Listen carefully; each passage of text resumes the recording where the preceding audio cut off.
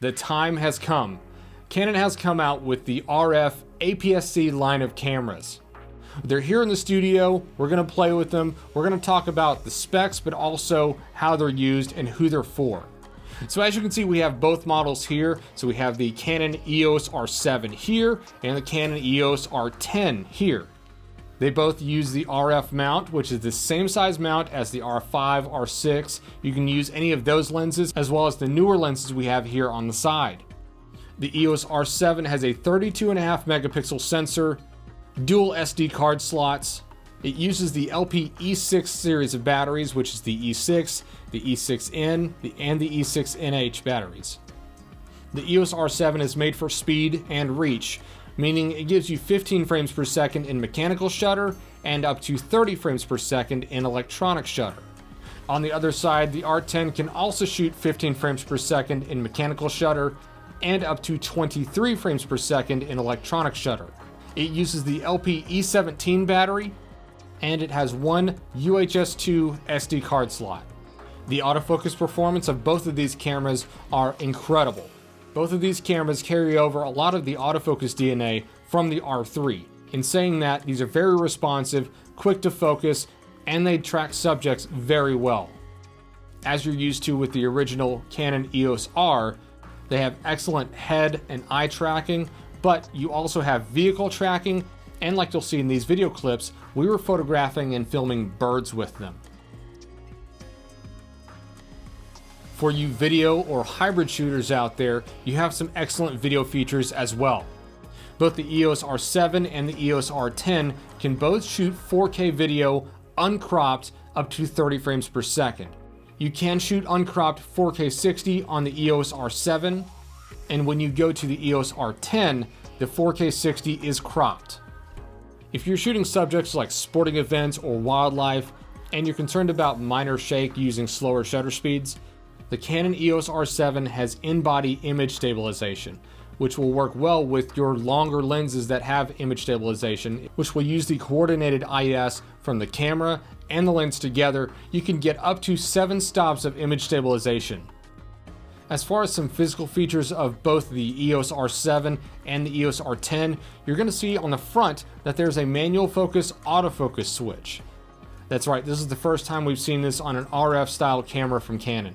You'll notice on these two lenses here, they don't have any physical buttons. It's a great way to keep it small, lightweight. So if you need to go from autofocus to manual focus very quickly, just flip the switch with your ring finger. The EOS R10 has a built-in flash, whereas the EOS R7 does not. As we move over to the back of these cameras, you're going to see some slight differences. Both the EOS R10 and EOS R7 have fully articulating touchscreens. They both have joysticks for selecting your autofocus points, but when we go to the EOS R7, there's something extra. It has a quick control dial around the joystick, making it easier to change your settings rather than moving your thumb all the way down to rotate that for your ISO or your aperture. Of course, in the menu, you can make this whatever you'd like. There are 9 different options in the menu to customize this. Both cameras have a 3.5mm jack for microphone, but the EOS R7 has a headphone jack. You also get unlimited recording time, which means you can record as long as you have memory on your card and battery in your camera. The new RFS lenses are small, but they pack a punch. First is a continuation of many people's first lens.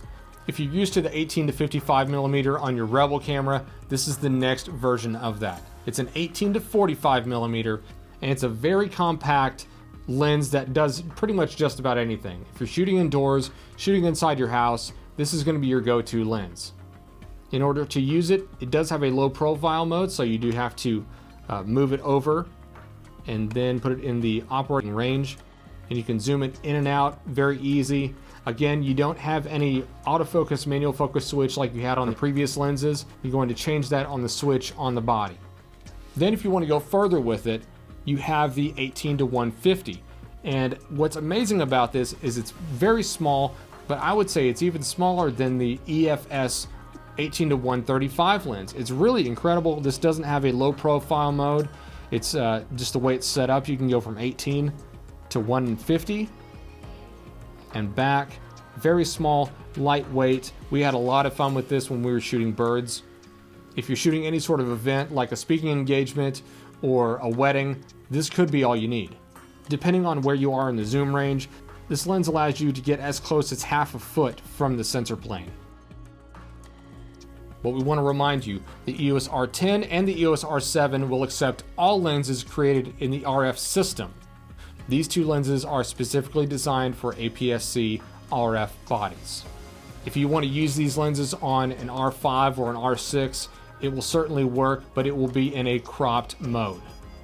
We have the Canon EOS R5 right next to the EOS R7. We want to show you the sensor size difference. This is going to be an APS-C size sensor, and this is a full frame sensor. Both sensors are excellent in their own ways, but if you're shooting something where it's much further away and you still want to have high resolution, we would recommend the EOS R7. As you can see, when I turn off this R5, it closes the shutter blades to protect the sensor. When I turn off the EOS R10 and R7, it does the same thing. So they're carrying it over through the line. This is going to protect your sensor as you're switching lenses, just in case you're in a precarious situation. If you want to make either of these cameras or lenses part of your kit, visit any of our physical locations or online at bedfords.com.